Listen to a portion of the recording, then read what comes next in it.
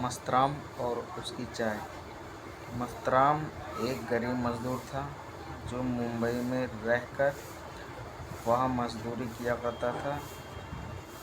मज़दूरी से सिर्फ इतनी ही उसकी कमाई थी कि वह सिर्फ 2 समय का खाना खा सके और कुछ पैसे वह बचा कर रख पाता था, जिसे वह कुछ महीनों बाद अपने गांव भेज दिया करता था। गांव में उसका परिवार था। यह पैसे उसके परिवार के काम आते थे। मस्तराम एक ठेकेदार के यहाँ मज़दूरी करता था। उसका काम ईंटों को ढोकर निर्माण होने वाली जगह तक ले जाना था। मस्तराम का मालिक उससे काम ज़्यादा लेता था, लेकिन काम के अनुसार उसे पैसे नहीं देता था। इसीलिए मस्तराम बहुत दुखी रहता था। दिन भर मज़दूरी करने के बाद वह रोज़ एक छोटे से होटल में बैठकर गरम गरम चाय की चुस्की ज़रूर लेता था। यही उसका सबसे बड़ा आनंद का समय होता था, जब वह चाय की चुस्की ले के साथ अपने दिन भर की थकान को मिटाया करता था। इस दौरान एक भोला नाम का आदमी वहाँ पर आया करता था और मस्तराम के साथ वह भी चाय पिया करता था। इस दौरान मस्तराम और भोला एक दूसरे को अपने सुख दुख बताया करते थे। भोला मस्तराम को के पड़ोस के गांव से था, इसीलिए मस्तराम और भोला के बीच एक स्नेह का रिश्ता बन गया था। भोला पास ही में अपना खुद का एक छोटा सा व्यवसाय किया करता था। उसका खुद का एक कुल्फ़ी का ठेला था, जिससे वह पास के ही मोड़ में स्थित एक कॉलेज के सामने सुबह 10 से लेकर शाम 7 बजे तक चलाया करता था। उसकी अच्छी खासी कमाई हो जाया करती थी और लौटते समय वह भी उसी होटल में रुककर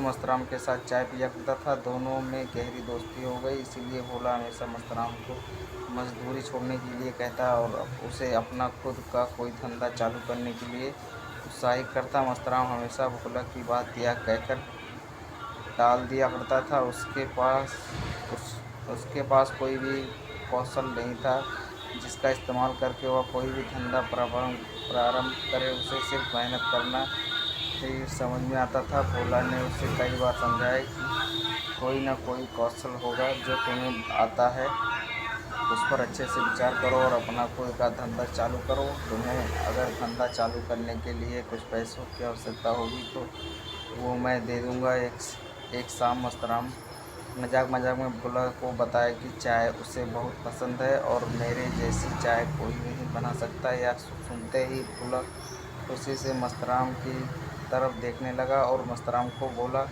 कि यही तो तुम्हारा सबसे बढ़िया कौशल है। ये शहर है, सब लोग यहाँ काम करते हैं और जब जब थक जाते हैं तो अपने को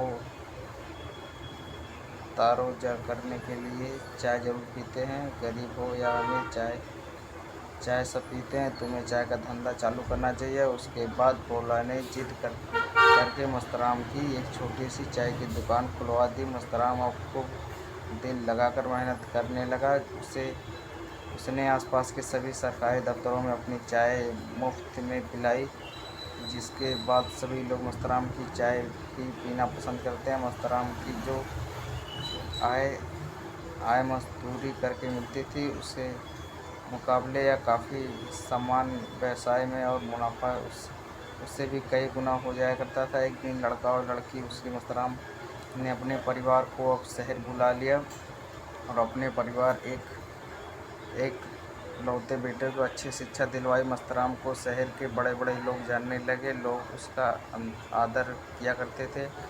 उसने अपने चाय की व्यवसाय को पूरी शहर में भोला की मदद से फैला दिया। भोला अब उसका पार्टनर हो गया था, लेकिन मस्तराम की कहानी यहीं पर ख़त्म नहीं होती। उसका लड़का MBA की पढ़ाई के बाद उसने अपने पिता के व्यवसाय को नई तकनीक और आधुनिक से संचालित करके पूरे देश में फैला दिया।